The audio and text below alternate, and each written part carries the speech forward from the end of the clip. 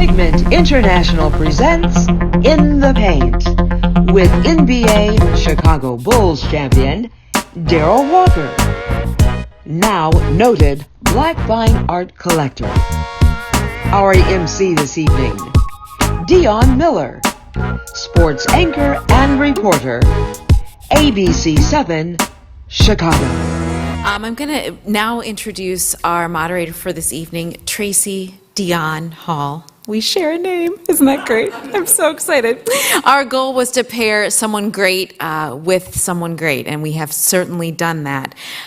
Prior to Tracy's appointment right now as director of the Joyce Foundation's Culture Program, she served as Deputy Commissioner of the Department of Cultural Affairs and Special Events for the City of Chicago, where she oversaw the arts and creative industries, a division which included the visual arts, performing arts, music industry, and farmers markets programs, as well as the Chicago Film Office. So she was very busy doing that. A career arts administrator with credits from coast to coast, Tracy is recognized as an arts advocate and activist, a galleryist owning Root Work Gallery in Pilsen. Her gravitas in the art world is undeniable, but she is special to Pigment for sharing her wisdom. In the Pigment journey, it's refreshing and energizing for them to find individuals who simply get it and understand the vision and the mission, and Tracy does that. So please join me in welcoming her to the stage.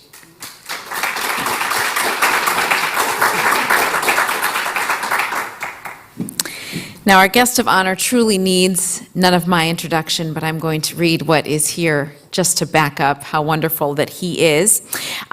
We know that Darrell Walker has a distinguished NBA career and now a coaching career with what he's doing. He comes to us through personal association with Phyllis, who met him years ago managing hotels that accommodated NBA superstars, and he certainly was that.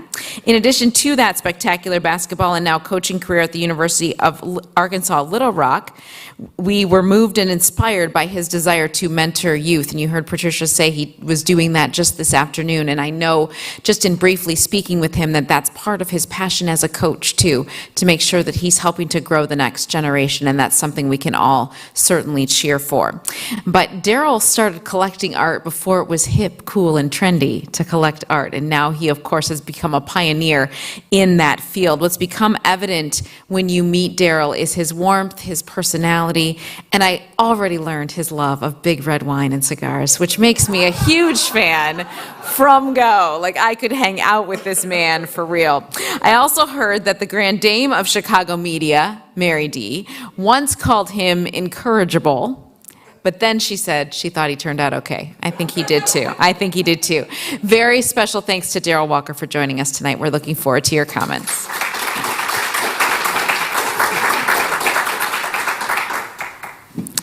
Darrell, I am super excited to talk with you. I got an opportunity to take a peek into your collection, and I was blown away. I felt like the hits kept coming. I saw Al Loving, and I stopped. You know about Al Loving, huh? He knows arts then. And really, I think just the vision of your collection, and I really want to talk with you about it. I have so many questions for you, but I want to let the audience know that I am going to take up maybe 2/3 of the airtime, but the third piece is for you. And so I'll cue you up in a little bit so that we can have some Q&A. So if there's anything I missed, that's where you jump in. So I know a lot of people probably ask you how you started collecting, but what I want to know, because you've had such an incredible personal journey as an athlete and as really a citizen of the world, I want to ask you about the collections or collectors that inspired you. Wow, probably the guy that started me to collect, Bernard King. I was able to see his collection first. He was the godfather of doing as far as athletes, and then Mrs. and Mrs. Kelly down in San Antonio, Texas, that has probably the premier African-American art collection in the world. And of course, I looked at Bill Cosby's collection. I know nobody wants to talk about Bill, but Bill was a great collector. And then Dr. David Driscoll, who you know, Dr. Driscoll. I spent a lot of time with Dr. Driscoll at his house in Hyattsville, Maryland, and was able to see his collection. So I was able to lay my eyes on a lot of great collections. Was there any advice that you picked up along the way? Yeah, I tell all the collectors now, and I got this advice from Dr. David Driscoll, was you can't own and you can't buy everybody and buy what you like. So I live by that, what Dr. Driscoll taught me. And of course, we know Dr. Driscoll is one of the premier collectors and also has a center for art in Baltimore. And everyone is like a mecca. You have to go. Thinking about that, are there any parameters that you set in your collecting? And maybe you can talk a little bit about who's in your collection and how you're thinking about collecting now. You know, there's really no parameters in my collection. When I first started collecting, I was doing strictly what I saw with Mrs. and Mrs. Kelly and Bernard King and Dr. David Driscoll. So I was buying old masters, you know, it was Couture and Norman Lewis and Sam Gilliams. I was buying those guys, and then a good friend of mine, Elliot Perry, who's a big-time collector who I started collecting, called me one day and said, "Hey, we need to start collecting contemporary art." So I shift my focus a little bit toward contemporary art, and I've been doing that lately. At the same time, I've also been acquiring emerging artists. So I'm all over the board. My collection is probably eclectic as it gets. Wow. Are there any artists that are still elusive that you're still chasing? No. To me, they're all elusive. You want to have all of them, but you know that's not possible. Dr. Driscoll taught me that you can't have everybody. So, no, it's nobody out there. Well, I can't say this. I would love to have Archibald Motley, but that's never going to happen. Well, maybe. Absolutely. And I think I remember my time at DK's, we had a retrospective of Motley's work. And I think that it was in the top 5 of the exhibitions in terms of attendance. Oh, Archibald Motley. Oh man, I wish I could have a Motley. Archibald Motley. Why? He's based in Chicago. Just a fantastic painter. Just an incredible painter. And most of all, he painted the South Side of Chicago, Brownsville. I mean, all those little juke joints, all those little spots. And of course, my grandmother came from Mississippi. She lived in Brownsville. My mother grew up in Brownsville. My father grew up in Brownsville from Mississippi. So they used to talk about all those little great blues places, and Archibald Motley would always paint those places. So just an incredible painter. Only good thing I enjoy about Archibald Motley is I have some friends of mine that own Archibald Motley, so I can go to their houses and just take a look. Wow. And when we think about Archibald Motley, you know, as we say, he painted the scenes of Bronzeville, lived for a while in Inglewood, gives you this really colorful idea of the topography. In fact, I know some historians that have looked at Motley's paintings to begin to understand what was where in Bronzeville, what was where in Inglewood. No, you go and look at it. If you can find all of his paintings or get a book. I mean, you're gonna see some spots that your parents probably could recognize in Chicago. So he painted Chicago up and down, and like I said, he's on my wish list, but I know that's never gonna happen, so I don't worry about it. One of the things that I think about with your collection is that you began seriously collecting before black art really was receiving the kind of valuation that it is today, right? And I want to talk about that moment. I remember that I had gone to Sotheby's in London. I took a week of just intensive courses, curatorial courses. And so I asked an innocent question. I said, let's talk about the valuation of African-American artists. And some of these really great curators, many people that I admired, they smiled, some smirked, and they said, you know, that market, that value is always going to be contained. And then right after that, the Basquiat sold. And then a little bit after that, it did more than sell. sell. It did more than sell. It did more than sell, right? And so I just want to talk about pre and post the sale of seminal artwork by seminal artists. What it is like, what was it like, and what is it like today collecting in the way that you do? In the beginning, it really wasn't a lot of people collecting.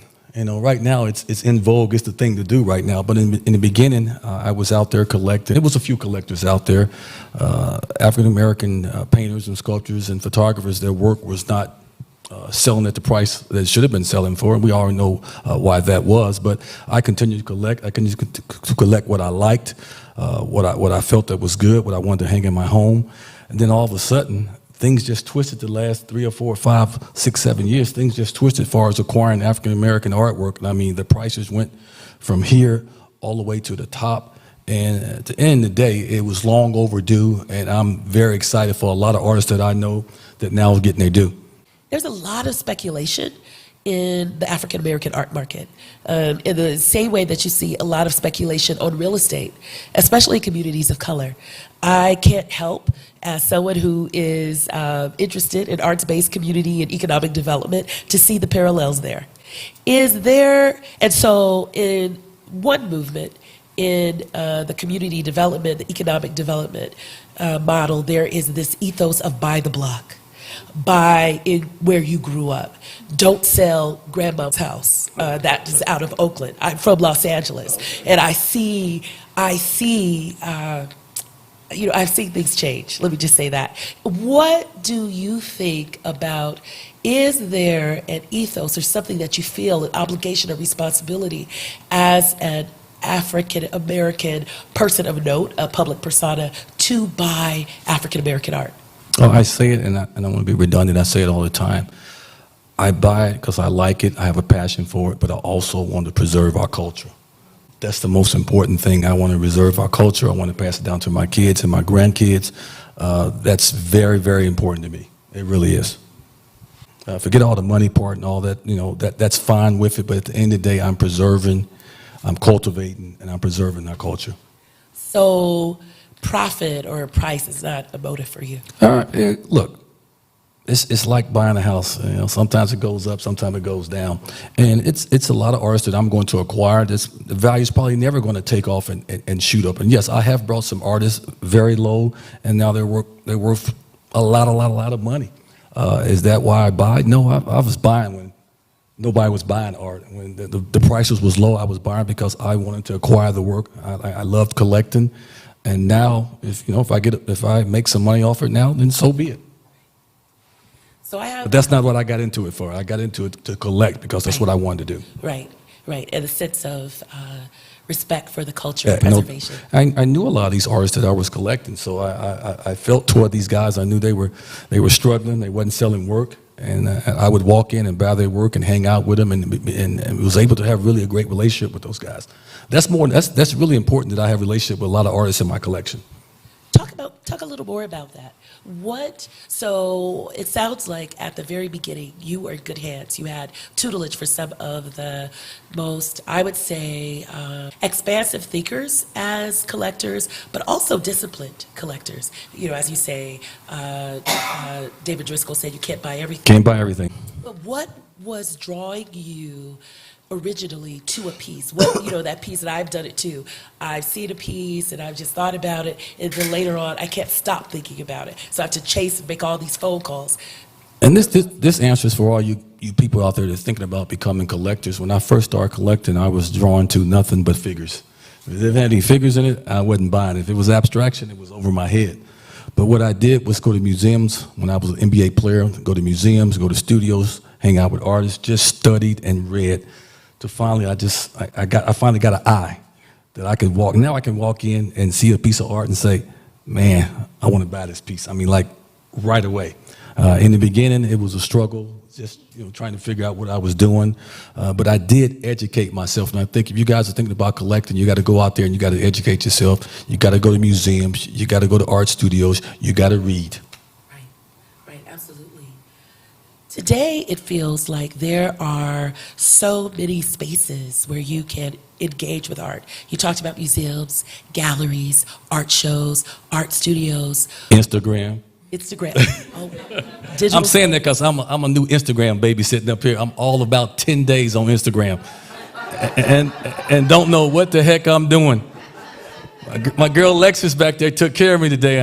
I took a picture with Shaka Khan last night and wanted to post it so much last night, and I said, I may spell her name wrong. I better wait. So thanks for taking care of me, Lexus. I'm sorry. Go ahead. Well, you hit it. There are a lot of artists. There are a lot of art galleries that only exist and actually cultivate collectors vis-a-vis digital space. You're 10 days into Instagram. Oh, I'm all over it now. Yeah. Elliot Perry, who I started collecting, was a former NBA player who has one of the greatest collections in the United States right now. I got on Instagram, and he was in my room a couple of days ago because his flight was late getting out of here, going back to Memphis. And I was on Instagram, and he was just showing me all these young, great artists that were on Instagram that had unbelievable work. So you artists out here, are you all on Instagram? Yeah, you better be on Instagram and work it. Work it, because it's not like in the 90s when all these great artists didn't have this. If you can paint, if you're good, you can put it out there. It can be all over the world, not just the United States. So Instagram is it's great for a collector too, and it's great for the artist. Right. That's one of the things that I think when I heard the story, the goal of Pigment International, I got it immediately, because I don't think you can have enough branding. You really need today to be able to get your story out there as an artist, to be able to go to the fairs, to be able to do the relationship building that you're talking about. One of the artists here, who's in the front row, told me about a story where she went, her painting was gonna be someplace in a very exclusive setting, and she decided, I'm gonna be right there. Okay. And her work entered an auction, actually exceeded by at least 4 times the original auction price, and there was a bidding war even. And I think that had she not been there, it might not be the same story. Presence is everything for an artist. Can you talk about that? No, I think wherever your work is, you should be there as much as you can be there. I mean, and all this branding stuff, I kind of laugh because, I go, what's that branding stuff? I never did that when I was a player and all that stuff, but now here I am, late to the game on Instagram. But anytime you can be where you need to be, where your artwork is going to be, if you can be there to meet, because you never know who you're going to meet that can help your career. I'm going to tell you a story about, you all know who Amy Sherrill is. I'm not pronouncing her name. How do you pronounce her name? She painted Michelle Obama's painting. We were in town playing the Washington Wizards in a preseason game, and some of my collectors friends say, you need to go check out this girl, Amy. She's really a good painter. So I go to her studio, I hang out with her, I look at her work, and I say, this girl can flat out paint. This girl can flat out paint. I said, young lady, do you have a gallery? She goes, no, coach, I don't have a gallery. I said, really? I said, well, you wouldn't be offended if I made some phone calls for you to a couple of galleries to see if I can get some galleries to come in and take a look at your work. She said, absolutely no. So I called some galleries, and finally Monique, I never pronounce Monique's name right, but Monique here in Chicago, Maloche, I begged her to go see this girl. I said, I'll pay your way to go see this girl. That's how much I think she's going to be a really good artist. No, coach, man, I got too many people in my stable right now, and I got too many artists I'm representing. So she finally put her in a group show. Everything sold. Next time she has a solo show, everything sold out.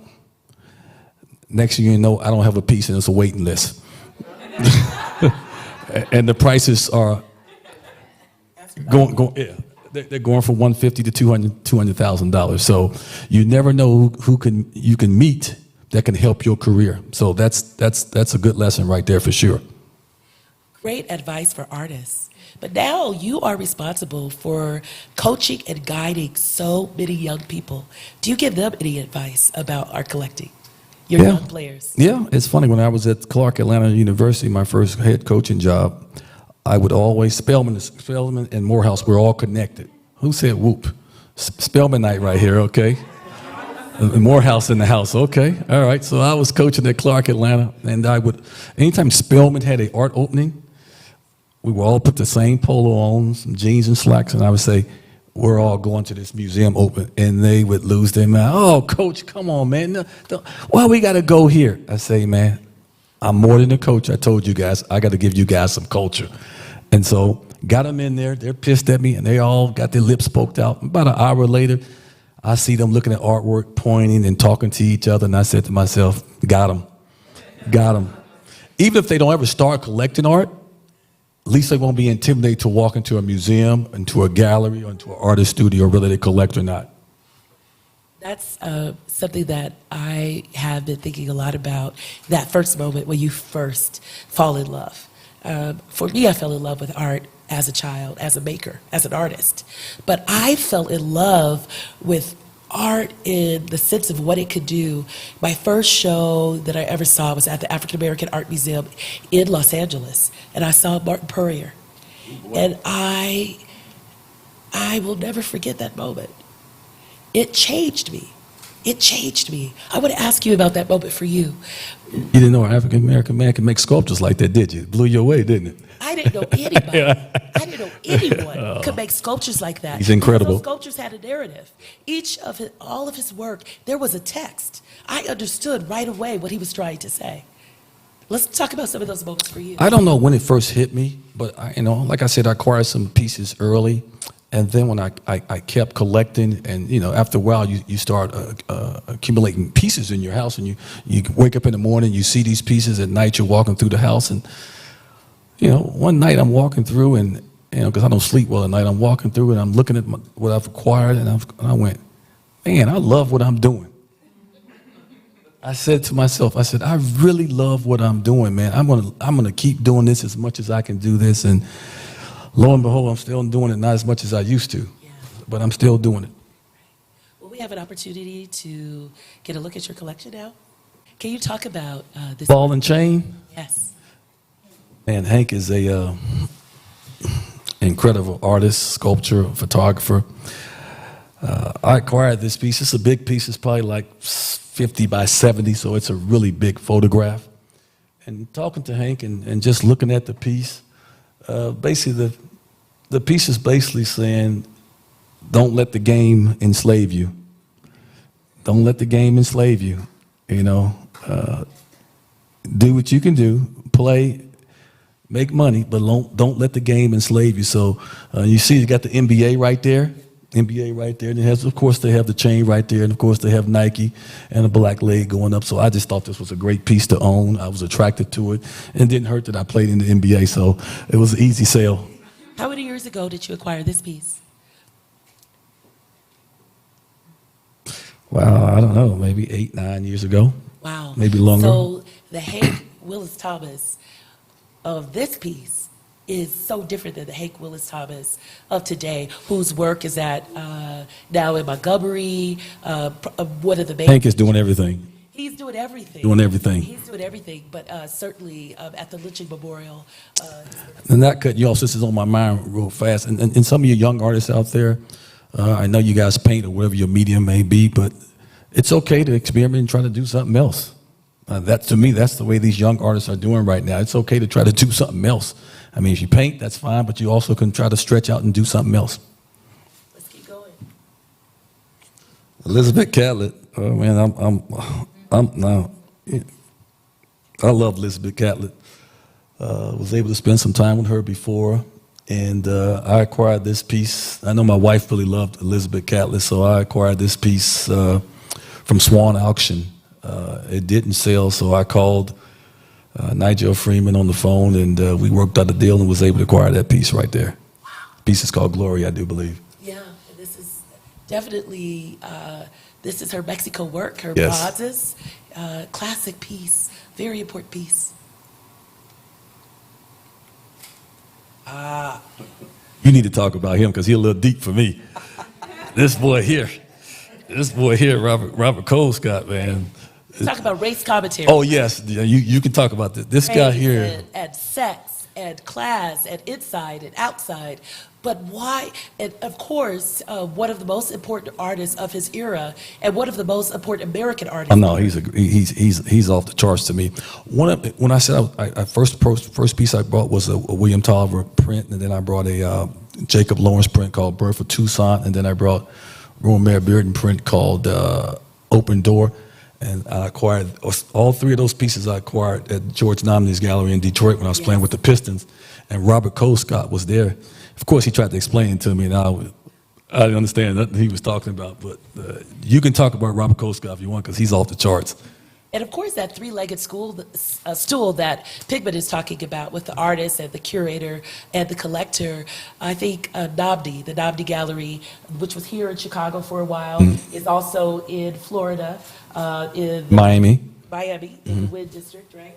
Wynwood District, and then, of course, in Detroit, an entire complex that has other egresses, a restaurant, etc. But I think that George Nabdi is probably one of the premier African-American gallerists, and his nose does not fail. If it's in his gallery, you can bet on it. You know what? I'm sad that you brought that up. I had so many things in my hand. I had major Jack Whittens in my hand. I had major Ed Clarks in my hand. I had a major Howardina Pindell in my hand. But I wasn't there as a collector. Right. I had to have some figures in it. I wasn't there. Right. You were still in figuration. I wasn't there. Right. And so for you guys out there that want to be collectors, you're going to have these collector stories where you go, man, I should have brought that. I should have purchased that. Right. I just didn't. Right. That's just part of being a collector. Right. And it's really interesting because I think about if you're collecting sometimes for the sake of amassing a particular type of collection, I think Warren Buffett is pretty interesting. That philosophy is you kind of look to buy what other people aren't buying.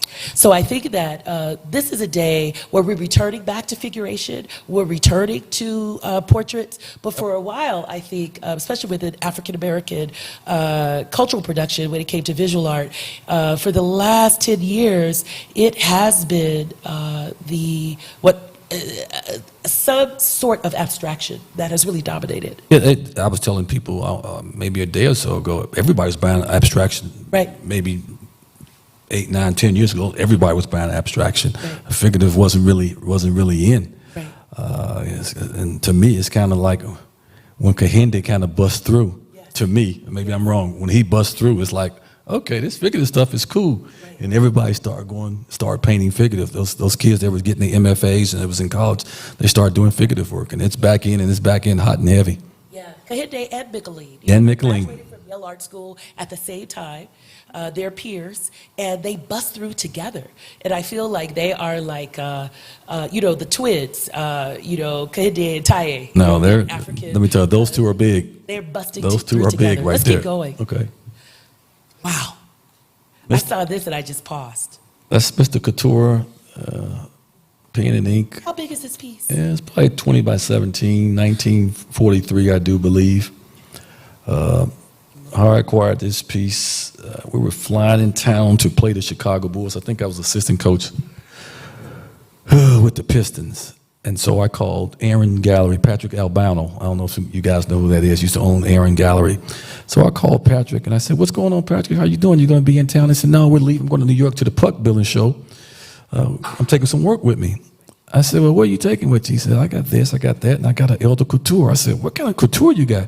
He said, "Man, I got a beautiful drawing." I said, "Man, you going to leave it there? Can I take a look at it?" He said, "No, I'm taking it with me. That thing's going to sell when I get to New York." I begged him not to take it with him. So he didn't. He left it at the gallery. We landed in Chicago, got to the hotel about 5 o'clock. I didn't even grab my bags. I got off the bus in front of the Ritz-Carlton, and I got in the cab, and I went straight to Aaron's Gallery on Oak Street, and I walked in, and they had that couture hanging. I said, "It's a done deal." And I bought that piece. That's Coloration. I can say it's mine, but it's not mine. That piece I brought for my, 20th anniversary. I don't know that. I brought that for my wife. Breathtaking. Likes couture. Yes, and you see the hand of the artist. I could say a lot more. Couture's a Chicago guy. Yeah, Chicago. He's a Chicago guy, Art Institute guy. It's very hard to find his work. Yes, and especially a piece like this. Okay, we'll keep going. Okay, Turquoise Dyson. Can't pronounce that name. I'm glad I call her Miss Dyson. Right. I call her Miss Dyson all the time. Chicago born, Turquoise Dyson. Yes, lives Yale trained. Yes, he's You talk educated. about abstraction. Oh yeah. And you also a sculptor.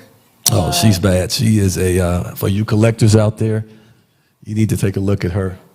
She's represented by Rona Hoffman Gallery right here in Chicago, and this is pen and ink, and she called it her auction block series. Yeah. And of course, she explained it all to me in details, and she's over the top, and I can't explain like her. But the more she explained it, the more I wanted the piece. But I liked the piece in the beginning anyway because it was abstract and it hit my eyes right away, and I knew it was very detailed. She said it takes forever to do one. Right. Right. And so she made some sculptures that were very similar right after the Superstorm Sandy in New York. Yeah, those conceptual things. She was one of the artists that came out that was asked, commissioned to actually do some remediation work, to work with the community and to build some pieces that were about water and also about energy. And she made her debut several years ago at the Whitney Biennial. An incredible artist. This is what I'm talking about, the depth of your collection. Well, that goes back also, though, to having friends that collect.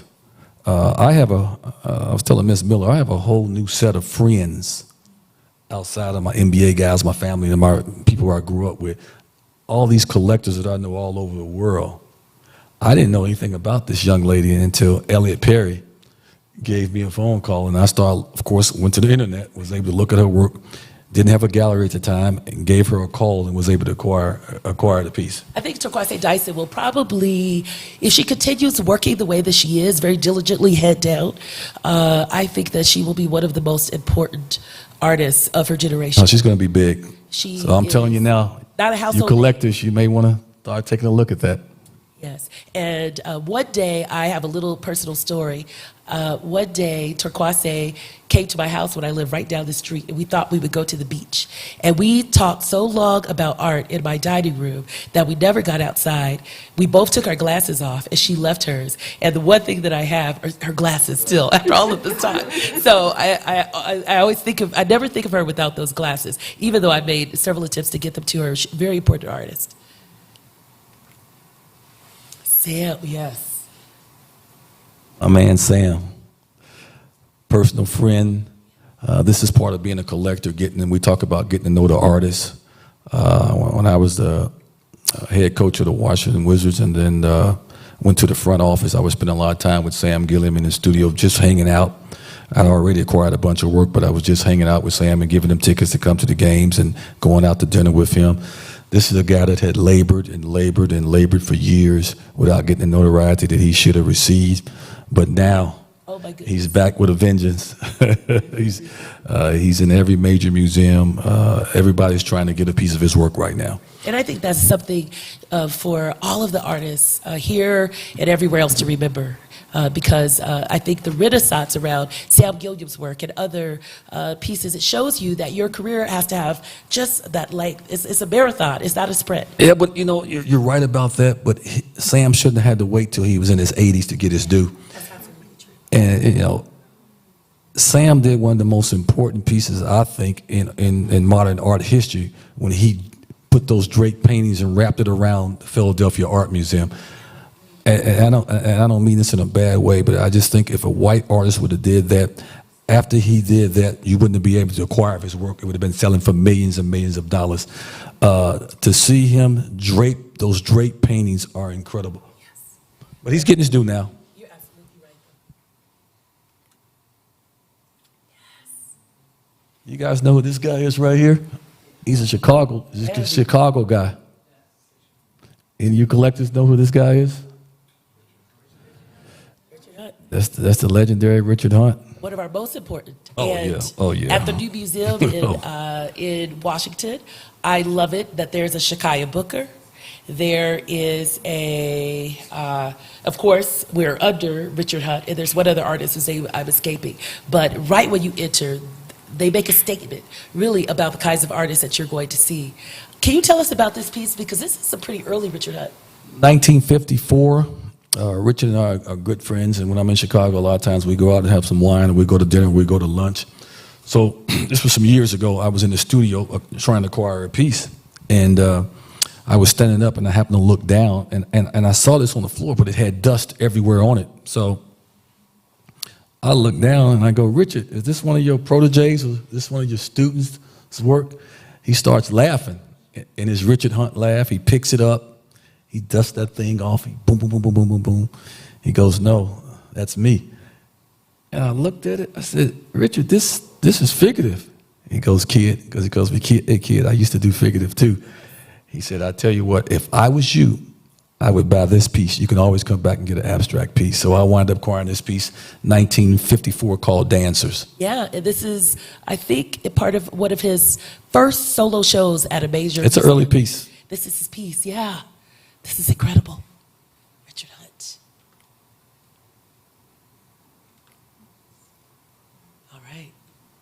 about I'm, this piece. I'm glad Mr. Lavelle is not here.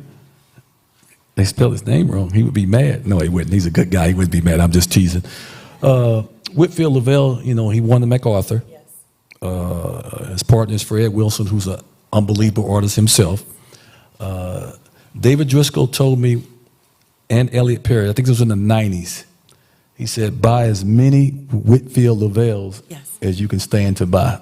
That's how much Dr. Driscoll believed in him. Right. So And he was right. he was right. He was right. absolutely He was right. right. He's a MacArthur winner. He's an unbelievable artist. Yeah, absolutely. And having a moment right now, as we speak, having this major moment. Beautiful. Just breathtaking. It's Norman Lewis. And, you know, I've got asked 3 times what's my most favorite artist in my collection. I really don't have one, but I am partial toward Norman Lewis. I'm very partial toward Norman Lewis. This is 1944. It's called Yellow Man. This is right before he was turning into abstraction. Right. Right before, as you can tell, he's on his way. And Norman's the only guy that sat at the table. He was the only African-American painter that sat in the table with all the abstract expression guys, with Pollock, de Kooning, and Klein, all those guys. And finally getting his due now. Such an important piece because you see the hints. He's on his way to abstraction. Yeah, he's moving out. He is one of the artists. I saw an exhibition of his work. We had opened it to the public somewhere I was working, and I walked in to just do the inspection, and I cried. I cried because his work is just what you see here. Brilliant. Finally getting his due, but just think about it. In that Life magazine photograph, he's the only African-American at that table with Pollock, de Kooning, and Klein, and all those guys, and Motherwell, and they went on to sell for millions, and he labored and never sold a piece for $10,000 in his lifetime. So when I say he's coming back hard, he's coming back hard. Major museums are scrambling now to go back and get his work, so that's good for him. It's good for his wife, and it's good for his daughter. Yeah, absolutely. Your guy right here. My guy. Your guy right here. Big Al Lovin.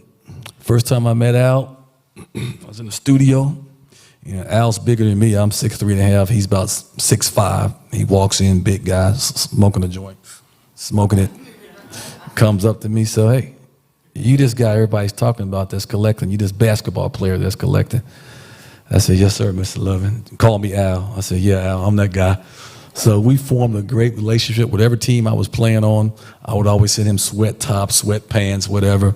And I was able to acquire this work from, matter of fact, I acquired 2 works from Al Lovin.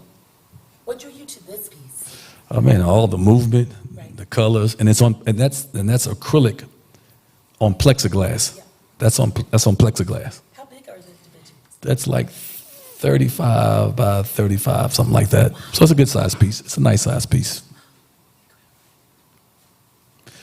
Wow. Yes. Well, I'm gonna let you pronounce that name because I can't pronounce it. I know you can. Lynette Yodub. Say it again. Yodub. I am really taking my own freedom. I saw, though, an amazing lecture by Lynette at Graham, and I thought to myself, I'm going to try to pronounce it like she does, Yeah. but she speaks so fast. Yeah, she speaks fast. I acquired this piece. What's this? 2019, probably 2014. Yeah. It's a very big piece, and was lucky to get this piece because you can't get her work right now. It's such an extreme waiting list for her work, and everybody's trying to get it. She's having a major show at the Tate Museum. I don't know when it's in, but it's coming. And I think this piece is called Dancing with the Devil. And one of the artists, I think, who is really responsible for moving us back into figuration. Oh, she's is- part of that group. She's part of that group. She's one of She's a great painter. Yes. So we talked about Kendi. Talk about Miss Micheline Thomas. Story behind this piece, and I always tell it because it's a very funny story. Elliot Perry, I keep pronouncing his name, keep saying his name because he's a good friend of mine, an unbelievable collector. He calls me one day. He goes, man, we got to get this girl, Micheline Thomas, and we got to do it ASAP. And he told me the prices before she had a gallery. I said, that's fine. Can I get a JPEG? Can a brother get a JPEG? No, I ain't got time to get no JPEG. You got to trust me on this. I said, you telling me I got to write a check for a piece that I have not seen. He said, when I started collecting, you told me to trust you, and I'm telling you to trust me now. So I wrote the check. Piece came a couple of weeks later. You know, got this in a crate, so I had to drill it, get it open. When I took it off, and I took everything off of it, and I saw that right there, I lost my mind. Yes. I lost my mind. On the money. And Elliot and I were talking. We were talking a couple of days ago in my room, going, "Man, we should have at least 4 of these." But you know, we didn't. We acquired one. We were so happy, and you know, we didn't know she would blow up that fast. And now it's over with. Now you can forget it. Now it's over with. Wow, you are really giving us. I think the mantra for collectors is to study, to read. Oh, no to doubt. See, to trust. And have collector friends, and have people out there that's going to call you about artists that you may not know about. And follow that hunch. Yes. Because if it can be in your hands and you don't clutch, it'll be gone. Yeah, it's going to be gone. Yeah, absolutely. Okay. All right. So we have an artist here who has just moved to. Did we miss a piece? Let me see if we went back. All right. So this is an artist that is really new to me. You know about Demetrius Oliver? No. Anybody know, have a clue what this piece is about?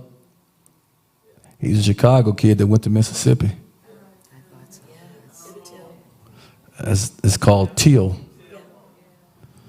This is a photograph by Demetrius Oliver. When my collection was up at a museum one time, I saw a bunch of ladies shedding tears about this piece. You know, it said Teal on there, and they knew it was about Emmett Till. So Demetrius Oliver is a really good artist that nobody really knows about. Chilling movie, absolutely. An artist here who is very much of the moment, who I think recently has moved to Chicago. Went back to Indianapolis. He's gone back? Mm-hmm. So he was at MATA. He was at the MATA studio for a while. Right. Yeah, beautiful work. Book covers. Encyclopedia book covers. Yeah, Pam Joyner, who's a major collector, you know who Pam is, and Elliot. Once again, Elliot Perry gave me a call. It took me a while to want to pull the trigger on it, but I'm glad I did, because the more it's for years it's been sitting in my house. I can go over there and touch those encyclopedias, and it's a unique form of what he's doing. Right. So again, here we see Lynette and this work in terms of that balance between figuration and abstraction. Yeah.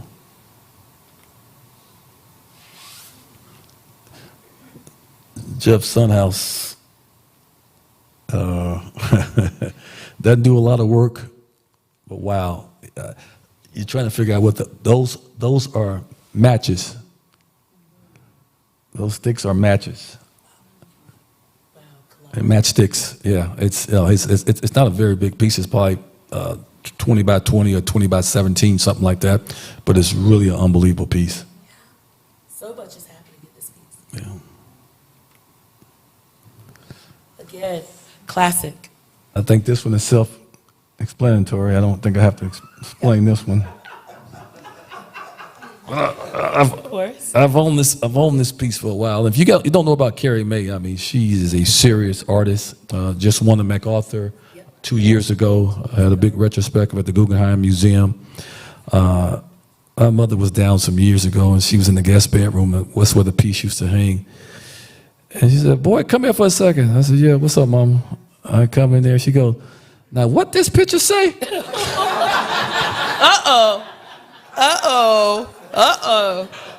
Yes. I said, "Mama, just don't get mad at me. It's just a piece of art. Don't get mad at me." And I kind of got on out that room real quick. Absolutely. Well, Black photographers are also having an incredible moment at this moment. LaToya Ruby Frazier, Dawood Bey, recent. Deanna Lawson. Yes. Yes. Recent photographers who also have won MacArthur Genius Awards. So we finally got to Kehinde. Brought this from Rona Hoffman years ago, before Kehinde was Kehinde now. Yes. Was able to get this piece, and Elliot Perry was with me. He acquired a piece. He acquired a piece on canvas, and my piece is on paper, gouache on paper. Yeah. Beautiful. Well, I've been waiting to get to this piece. Somebody tell me in the audience what you think this is. What'd you say? Auctioning him off? She got it. You got it. This piece is called, this is a quilt. It's about 60 by 70. This piece is called Bill Cosby's Picnic. Wow. By you guys is out there that's collectors, I would make a call to Dawn Williams Boyd, or you can go to her website. Elliot Perry turned me on to this artist when I was working at Clark Atlanta, and I went to her house and I saw this. She does quilt work. This is probably about 60 by 70. That's a pantyhose around his neck. You have all these women with money in their hands, and you have women coming from the back, out of the trees, out of the woodworks, coming to get paid. So it's a powerful piece. It is what it is. You know, that's his picnic. So Incredible commentary. it ain't a good picnic right now, but that's his picnic. So it's called Bill Cosby's Picnic. But she's one of the most underrated artists, I think, right now. She's been out there just out there. You don't have a lot of great artists out there, but nobody knows about them. Right. I acquired her work. Elliot Perry acquired her work. Her name is Dawn Williams Boyd. You can Google her up. I mean, those quilts are unbelievable. I mean, she can quilt. I mean, and it's big. It's probably about 60 by 70. It's really a big piece. And And do you display, at this point, when you're acquiring, what are you doing with the work? Because I imagine. that's laying up against the fireplace right now. I'm trying to figure out where I'm going to put it. I'm running out of space. Yes. I'm running out of space. But she is somebody, I'm telling you, my friend Elliot Perry, he brought a piece called Tuskegee Experiment. Wow. And that's deep. She is politically charged. She can flat out do quilts. And I'm just telling you, Dawn, D-A-W-N, Dawn Williams Boyd, you guys should Google her up and really take a look at her work and to give her a phone call. Amazing. Yeah. We are going to click through any remaining. That's we're it. finished. I'll save that one for last. And we're going to open it up maybe for 3 questions or so before we close. And then when we come back to you, you've given us a lot of advice. But I would love it if you would give us a final word for the artist, a final word for the collector, and maybe for Pigment. Well, We have a few questions, though. for the artist, I would say work on your craft. I think it's important that you work on your craft. Norman Lewis told his wife, and his wife told me, and his daughter told me that Norman said, if you are a painter, you are to paint every day. You have to work on your craft. I mean, people think that Michael Jordan was great. He just came out of his mother's womb and he was just a great player. No, it didn't work like that. He worked on his craft every day. So you artists, work on your craft. Collectors, read, educate yourself. It's so much better now than I started in the 90s. You got the internet, you got Instagram, you got so many different things that you can get information from. Do your homework, go to museums, go to openings, try to go to art studios and visit. Don't be intimidated by it. Go and educate yourself if you want to be a collector and buy what you like. And you don't have to be rich or wealthy to be a collector. You're a collector if you buy between $200 and $500 pieces.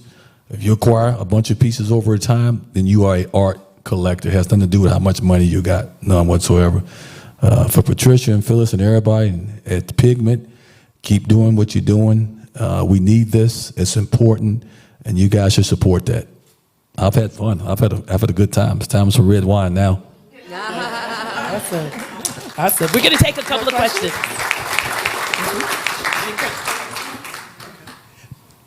Darrell, heart or head? What comes first for you when you get ready to purchase? Your heart or your head? Which one comes into play first when you get ready to buy a piece?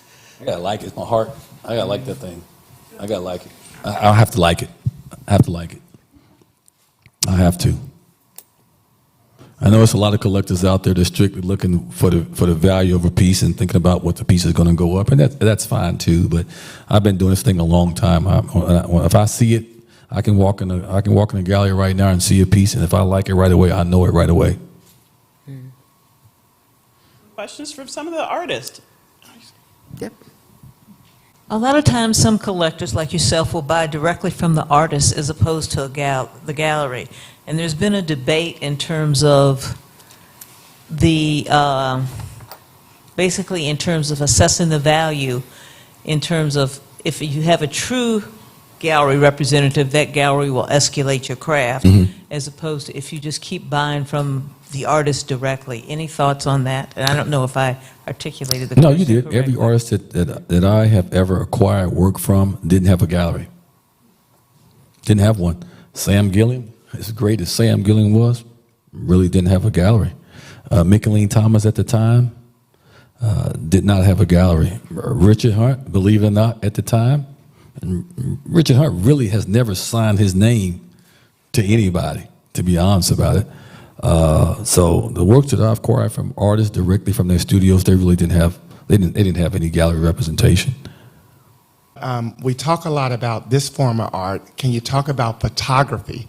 We have a lot of history, black photographies that didn't have a stage back late 1800s through the 1900s, that all the images, the original glass images, they're all being bought by Getty's and other forms. How do we preserve photography? Somebody with money has to go out and buy it. It's very simple.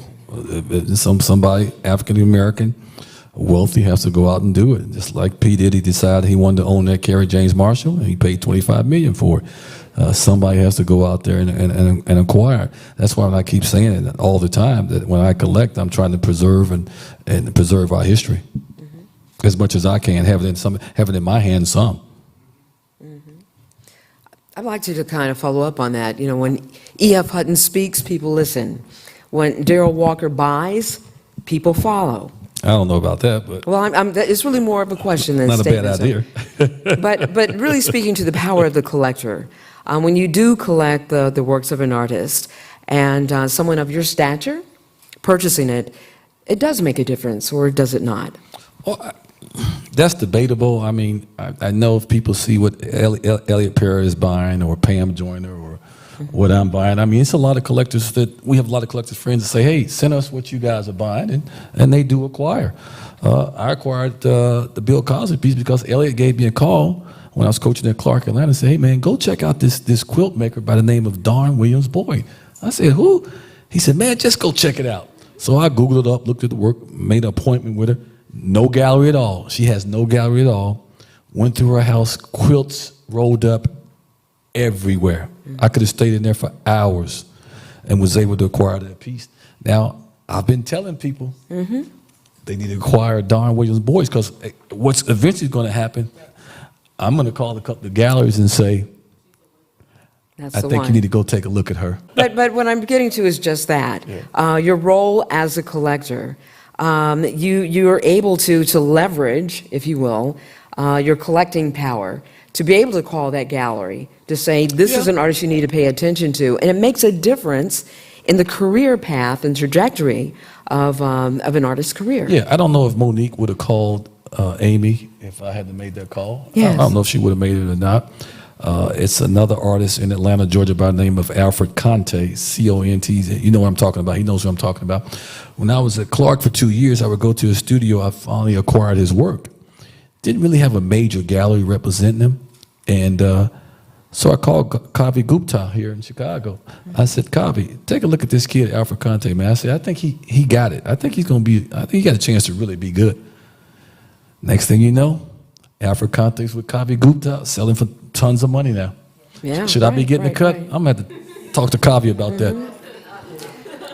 My final follow-up on that is, you know, we think in terms of the preservation of culture. Yes. But also being curators of our culture, if you will. Well, do you consider yourself as a collector a driver, an influencer of determining how our culture is received, how it goes, is valued? Yeah, I would say that I'm trying to preserve it. I know I keep saying the same thing, but I'm also trying to help the artists. And if I'm helping the artists, then I'm helping preserve the culture. And it's a lot of emerging artists out there that I'm trying to help, that Ellie Perry is trying to help. And you know, I tell some of these young artists, if you can get in if Pam Joyner buys your work and Elliot Perry buys your work, they've been doing this a long time, just like me. Ellie and I talk all the time. We're like, hey man, we're just as good as any curators in America. And I don't mean it in a bad way, because you guys go to school and you got PhDs in what you do. Well, we've been doing it a long time as far as looking at artists. And sometimes collectors don't want to purchase a Dawn Williams boy because, well, who is she? Who has her? What museum has her work? What collectors have her work? Why should I buy her work? Right.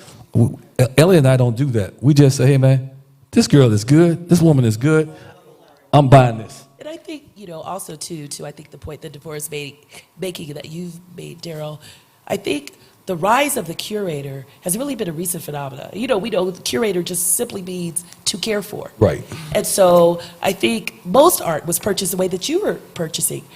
Artists usually had some type of benefactor, some type of supporter who would actually buy really that artist's work as they continue to make. Right. And to help them have. Call. Yes. And that's why, with Sam and a lot of other artists, I mean, Kevin Cole, who's in Atlanta, Georgia, it's so many artists that were out there that were struggling. Yeah. Believe it or not, Sam Gilliam was struggling. I mean, he had a home, he was fine, he was eating, but I'm just saying, as far as an artist, he was frustrated. His work wasn't moving. William T. Williams is another guy that's finally making a comeback. Al Lovin's been out there forever. Ed Clark's been out there forever. Yeah. Now all these major museums in the world, not the United States, in the world, from the Tate Museum to over here, in the United States, everybody wants to go back and say, oh man, we need to acquire these works. And you see Baltimore Museum, you see museums now that are selling off some of the old European masters in order to acquire a more contemporary African-American and people of color based collection. And so you see that happening right now. I feel, and I said this Wednesday, I feel that we are in we're in a renaissance. We're in a strong African-American renaissance right now as far as the art. I mean, it's out there, it's in your face, and it's good. It's good. And think about it. Just imagine if Kavi Gupta would give a show for Don Williams' boy and have all those quilts hanging up in there. And people could come in there and see those things. They're very powerful. I guarantee you, it would. A lot of them would sell real fast. But remember, you have to wait a week. Hey man, I'm a lay low. I'm a text Miss Boyd when we leave here and say you may be getting a few phone calls. So, well, I hope that helped everybody. I know, right? We're ready for that glass of wine, right? Oh, Can we give them both? It'll be more than one glass. Yes, yes. Thank you. Thank you for this opportunity. Thank you, Pigment, and thank you, everyone.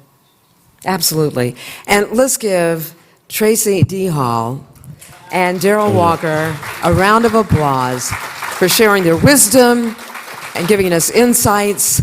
The work that our artists do, it is a documentation of where we've been, where we are, where we're going, and it's up to these brilliant individuals to really drive that into the hearts and minds and the pockets and purses and wallets of everyone else to keep the movement alive. I thank each and every one of you for joining us this evening.